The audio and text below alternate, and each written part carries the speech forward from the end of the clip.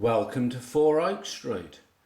In this video I'm going to be showing you how I lay track and also some stuff about wiring, and it's great that on YouTube there's been absolutely lots of stuff about laying track and ballasting and all that, and I think generally the more we do the better we get at it.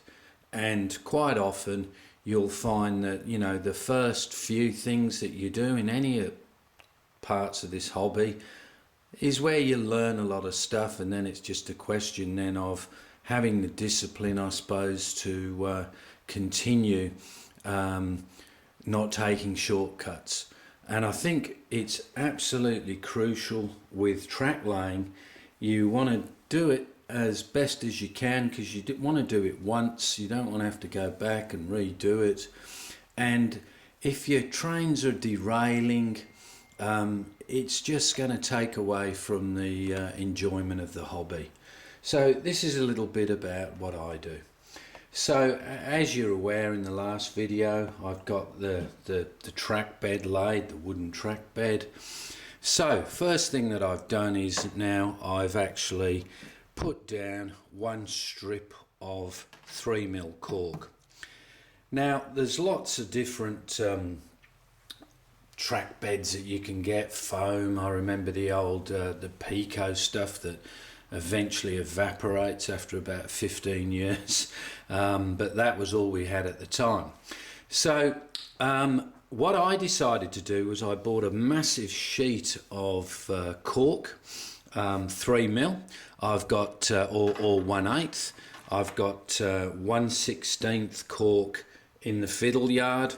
So I decided I'd lay 3mm in the scenic section because I wanted to get that nice shoulder on the ballast.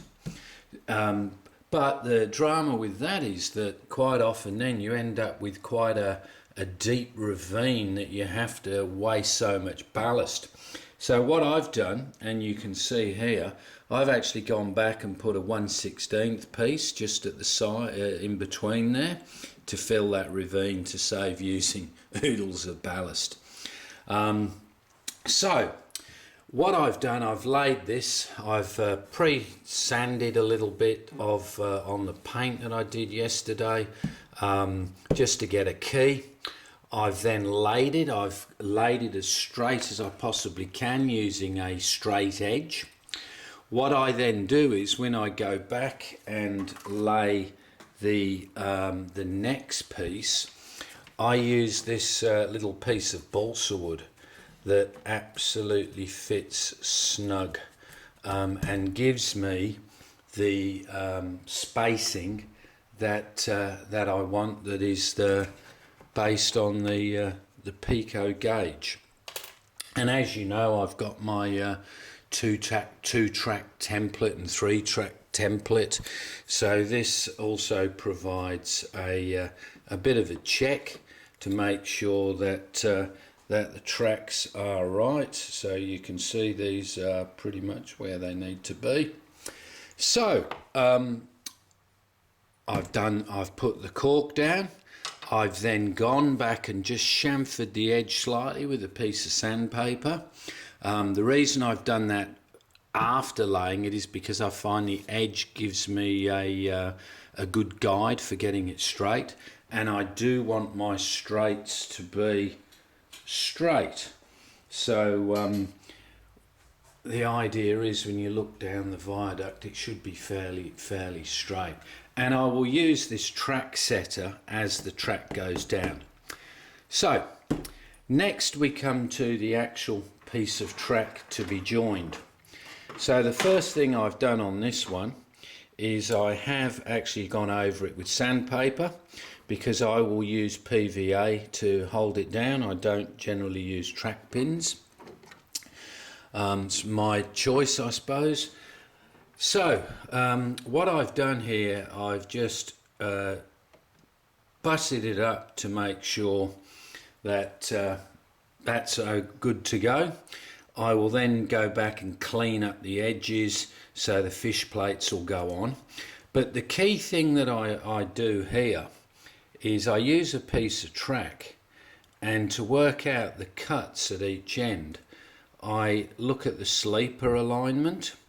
So you can see with the code 55, to basically make this joint invisible, all I would then do is go back with these sleepers that Hatton's actually didn't stock for a long time, and I kept saying, how can you be selling code 55 but you're not selling these sleepers? Anyway, I believe that they've got them now, and my sister was constantly sending packets over when I was in, you know, my big track laying process, I suppose. I think this is my 6th box that I'm in now, of the 30-metre boxes. So the ideal scenario is that you want the fish plate, I suppose, across both pieces, so you've got the same amount of fish plate each side of the joint, which is giving you, I suppose, electrical contact, but it's also giving you, I suppose, the strongest join between the two bits of track. So you can see then when this is fastened down, or before it's fastened down, I'll just go in and add those 2 extra sleepers, and the sleepers spacing, you won't even know where the join is, you'll have to look.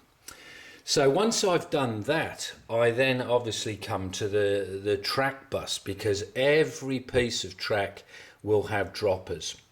So this is what I use for my track bus. So this is, I believe it's speaker wire. I was put onto a cable of this size by Richard at DCC Concepts when they were actually based in Perth a few years ago. About a 45-minute drive, and he was very helpful. So DCC Concepts also do these tag strips, and I think you get 20 in a box. So all that I would do with these tag strips is I would take the insulation off. You don't have to cut the wires. I would then cut the edge of the tag strip, get the wire in, solder to obviously make sure that that's a good join to the tag strip. And then you've got these tags here that you attach your bus wires to. So in this case I've got 4 black and 4 red. So this will be underneath the board.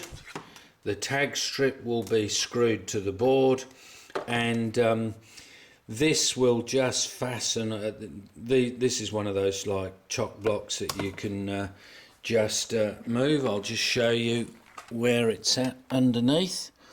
So that's the other end of it, and obviously when it comes across to the join, there will be a joining piece. So that's what's going on underneath. So how do I attach the droppers? So what I tend to do is I prefer not to have the wires at the side. That's my choice.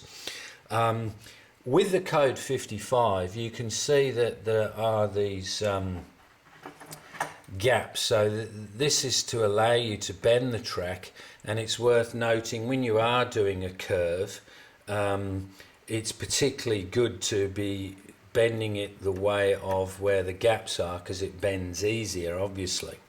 So all I've done here is I have taken out, I've cut the very little curved bits off to give me enough there to solder, and across the other side, and this is obviously code 55, I've cut this with my scalpel, so that will give me enough. Obviously I will then use flux, and I'll just prepare this with my little fibre pen, and I'll solder these 2 wires on, remembering obviously that it's going to be flipped, and then the wires will just run straight down through the bed and onto the bus. So all that's pretty basic. Where it does get a little bit more complicated is obviously here we are going across a board joint. So the ideal scenario is that you want good alignment, and I suppose I'm also trying to make it look as aesthetically good as possible. So I'll show you one that's done here across this joint. So you can see it's actually not too bad. So this one is about a 45 degree, you can see. So I will take out as few sleepers as I can. So this is how I do it.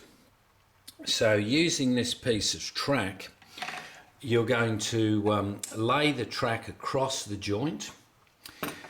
Now with the cork, so what I will do, I'll just put this cork on. I will cut across that cork where the gap is, and then I will also take out enough of a piece for a piece of copper clad that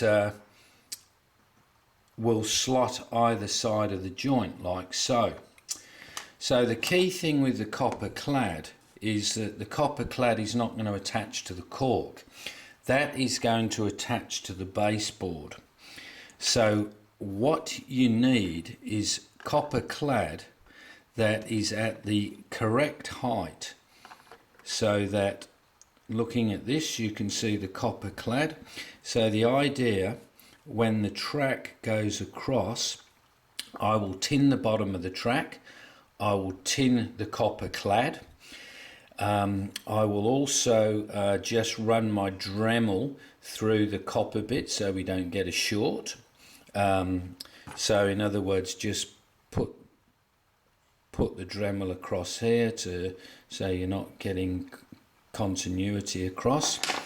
The copper clad will be cut to the same size as the track bed. So you get copper clad across each side, something like this. It's a bit hard doing it with one hand, but you end up with two pieces of copper clad, and obviously you're laying the track across both pieces like that, and once it's all soldered, you then come along with your Dremel and cut it, and everything should stay in place, and then you know, you can ballast it and it looks fairly good.